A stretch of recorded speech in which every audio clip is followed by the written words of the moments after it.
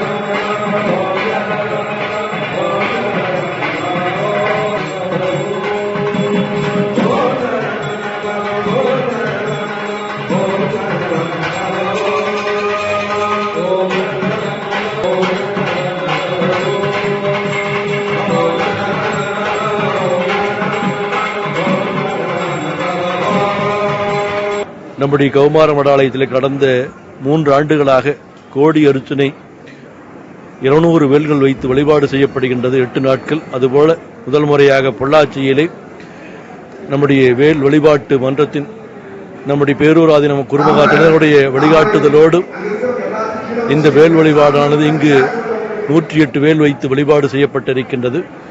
அந்த வேல் வழிபாட்டின் மூலமாக அவர்களுக்கு வருகின்ற இடர்களெல்லாம் நீங்கி அவர்கள் பேரின்பம் பெற வேண்டும் என்று இந்த நேரத்திலே எல்லாம் வல்ல முருகப்பெருமானுடைய திருவருளை சிந்தித்து வாழ்த்துகின்றோம். இன்றைய இந்த வேல் வழிபாட்டினுடைய தொடர்ச்சியாக நாம் நம்முடைய இல்லங்கள் தோறும் இந்த வழிபாட்டை கொண்டு சேர்க்க வேண்டும். இல்லங்களிலே வழிபாடு செய்கின்ற போது ஏற்கனவே மேடையிலே குறிப்பிட்டதைப் போல இல்லத்திலே வேல் உள்ளத்திலே முருகன் என்கின்ற அடிப்படையிலே ஒவ்வொருவருடைய இல்லத்திலேயும் இந்த வேல் வழிபாடு நடைபெற்றது என்று சொன்னால் மிகச் சிறப்பாக இருக்கும். விழாவில் கௌமார மடம், குரு மகா சன்னிதானங்கள் மற்றும் திரளான பக்தர்கள் பங்கேற்று தரிசனம் செய்தனர்.